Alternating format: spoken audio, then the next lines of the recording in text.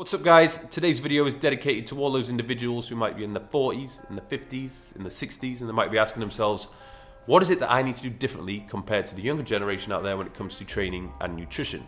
And it's a good question, but to be honest, not a huge amount actually changes, but there's definitely a certain number of things you need to be aware of. Now you might be asking yourself, hang on a second Mike, you're 28 years old, what the hell do you know about being 40 or over?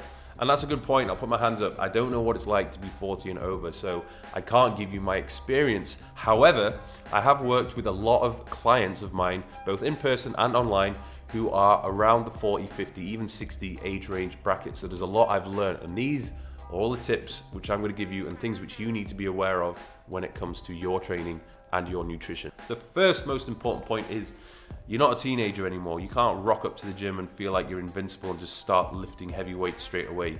You need to allocate more of your time to warming up. Now, how long you warm up for is going to be completely dependent upon the individual and whether you have any previous injuries. As the folks I've dealt with, they have tended to have quite a lot of shoulder injuries and elbow injuries just from general wear and tear from over all those years of whatever you might have been doing.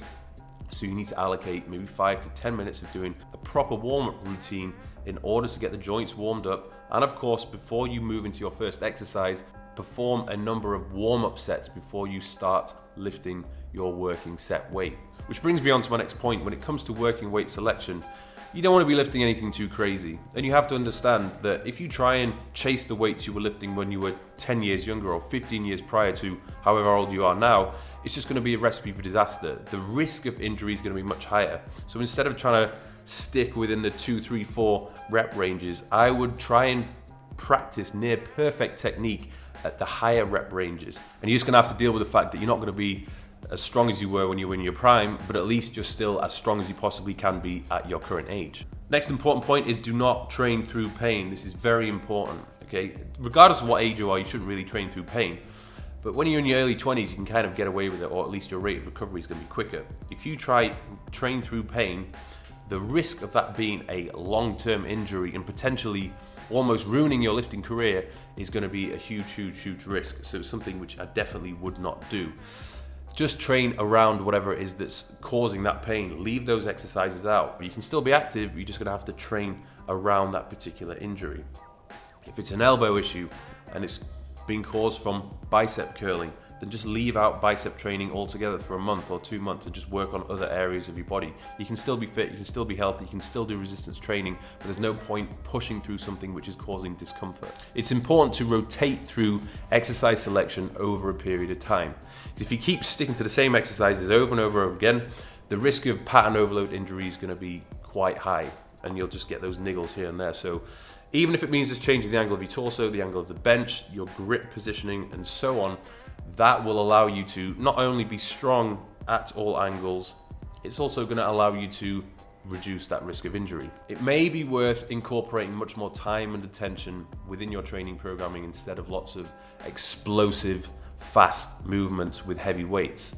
It's not to say you can't lift heavy and go explosive from time to time, but the majority of your work should probably be comprised of those slow, controlled movements because they're going to place a lot less stress on your joints. You want to make sure that your stress levels are as low as they possibly can be. Stress has a massive impact on your insulin sensitivity, your rate of recovery, energy levels, testosterone production, and so on. And you got to think, realistically, if you're a youngster, you're in your teens or your early 20s, you don't have that much to worry about.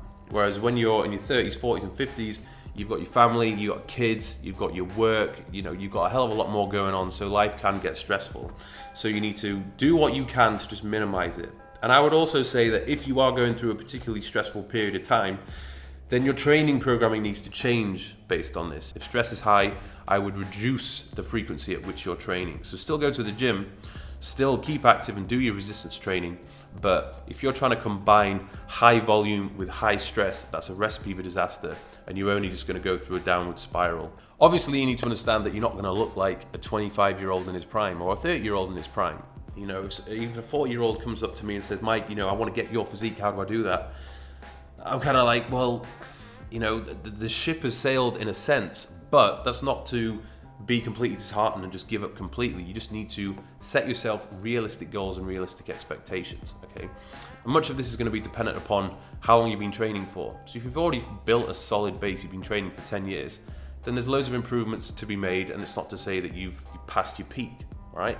I've been training someone for the past year who's 39 years old, he's turning 40, and he's told me he's in the best shape he's ever been in, and he's been training for 20 years. Right now, I'm at a point where sort of my ratio of muscle mass to body fat, or my appearance in terms of how muscular I am versus how lean I am, is the best it's ever been. So there's a hell of a lot of improvements which can no doubt be made to your training and your nutrition programming.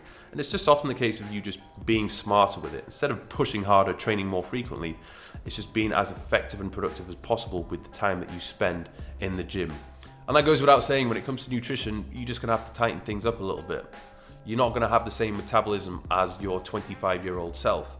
Okay, so you have to maybe not necessarily eat a little bit less, but when it comes to these binges or times when it comes to overeating, you really have to tighten up. And when it comes to food selection, you just need to prioritize high quality nutrition, because obviously you want to look your best, but at this point in time, you're in your 40s, 50s, 60s, your primary focus is just to be the healthiest version that you can be. And if you go out and eat crap or overeat and binge, obviously that's not going to be good for you. If I was in my 40s and 50s, I'd definitely incorporate more intermittent fasting into my regime.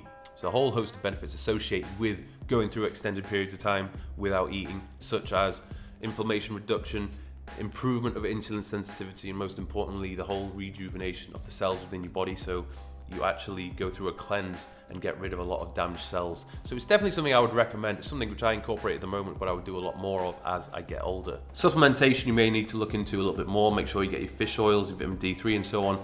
I would definitely recommend getting your blood work done, seeing if you are potentially deficient in anything. And I would also just increase your protein intake a little bit, because your protein requirements do go up as you get older. And if you are just starting out with the gym, you're 40 years old, it's the first time you picked up some weights, good on you.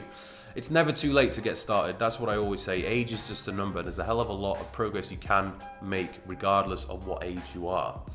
So thanks for watching, guys. If you've got any questions, just drop a comment below. I'll do my best to get back to you, and I'll see you soon.